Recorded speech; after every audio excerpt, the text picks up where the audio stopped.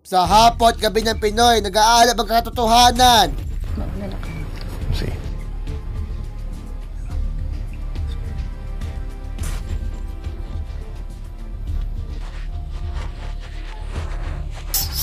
Kakayanig ang bawat laban. Hindi. Siyempre bukod doon, saya ako natapos na yung problema mo. Ang family niyo.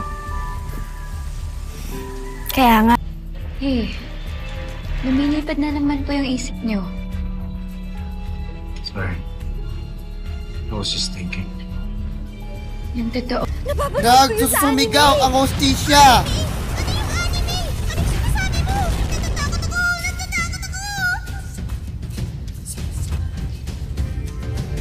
Ninakaw sa'yo, charger lang pala.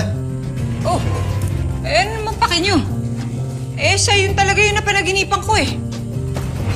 Sige na. Hinto na kami magpaliwanag. Oo nga, Bigoy. Ano pang masama kung magustuhan ni Lorraine si Mr. Opa? Eh, cute-cute kaya nun. At saka di ba favorite mo yung kimchi jjigae?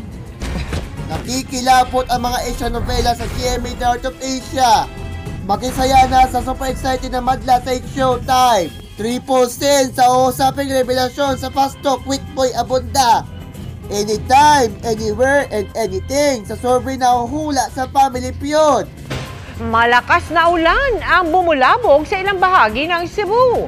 Binaha ang ilang mga bahay at establishmento at may mga stranded na motorista.